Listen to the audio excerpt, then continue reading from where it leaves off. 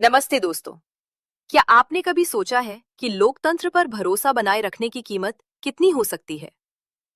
महाराष्ट्र के एक चुनाव हारने वाले उम्मीदवार ने इसके लिए अपनी जेब से करीब 9.44 लाख रुपए चुकाए हैं। जी हां, आज हम बात कर रहे हैं बॉम्बे हाई कोर्ट के उस ऐतिहासिक फैसले की, जिसने ईवीएम की पारदर्शिता पर एक नई बहस छेड़ दी है। आखिर क्यों कोर्ट ने आदेश दिया कि ईवीएम की दोबारा जांच की जाए? क्या वाकई मशीनों में गड़बड़ी हो सकती है? चलिए इस पूरे मामले को विस्तार से समझते हैं। दरअसल ये पूरी कहानी शुरू होती है महाराष्ट्र के चांदीवली निर्वाचन क्षेत्र से। यहाँ 2024 के विधानसभा चुनाव में नसीम खान नाम के एक उम्मीदवार चुनाव हार गए। उन्हें लगा कि नतीजों में कुछ तो गड़बड़ है और उन्होंने ईवीएम और वीवीपैट की रिलायबिलिटी पर सवाल खड़े कर दिए। उनका मानना था कि चुनाव प्रक्रिया की पारदर्शिता से समझौता हुआ है और कुछ मशीनों का टेक्निकल वेरिफिकेशन होना बहुत जरूरी है। अब सवाल ये था कि क्या कोई भी हारने वाला उम्मीदवार कोर्ट जाकर मशीनें चेक करवा सकता है? तो दोस्तों, हमारे चुनाव नियमों में इसका एक तय प्रोसीजर है।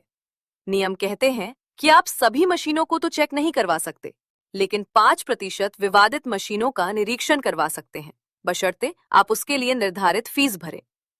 नसीम खान ने बिल्कुल यही किया और कोर्ट के सामने 9.44 लाख रुपए की भारी भरकम राशि जमा कर दी, ताकि मशीनों की दूध का दूध और पानी का पानी हो सके।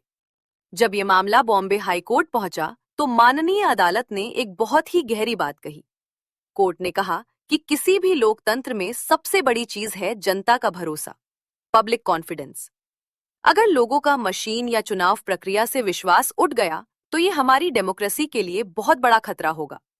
इसलिए पारदर्शिता बनाए रखने के लिए कोर्ट ने इलेक्शन कमीशन को आदेश दिया कि इन मशीनों का टेक्निकल इंस्पेक्शन किया जाए।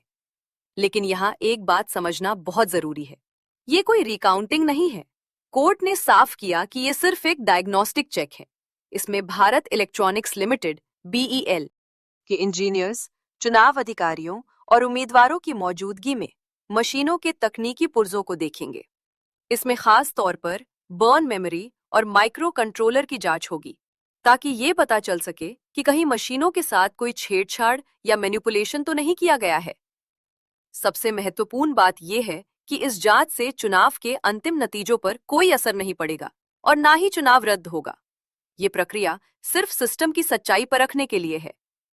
तो दोस्तों, ये फैसला अपने आप में बहुत बड़ा है, क्योंकि ये दिखाता है कि हमारी न्यायपालिका लोकतंत्र की जड़ों को मजबूत करने के लिए कितनी गंभीर है। अब जब इस टेक्निकल ऑडिट की रिपोर्ट आएगी, तभी पता चलेगा कि ईवीएम की स्थिति क्या है। लेकिन जाने से पहले मैं आपसे एक सवाल पूछना चाहता हूं। क्या आपको लगता है कि हर चुनाव के बाद ऐसी रैंडम टेक्निकल जांच अनिवार्य होनी चाहिए, ताकि जनता का भरोसा बना रहे? या फिर आपको लगता है कि हमें वापस बैलेट पेपर की ओर लौट जाना चाहिए? अपनी राय कमेंट सेक्शन में जरूर साझा करें। अगर आपको ये जानकारी महत्वपूर्ण लगी हो, तो वीडियो को लाइक करें और हमारे चैनल को सब्सक्राइब करें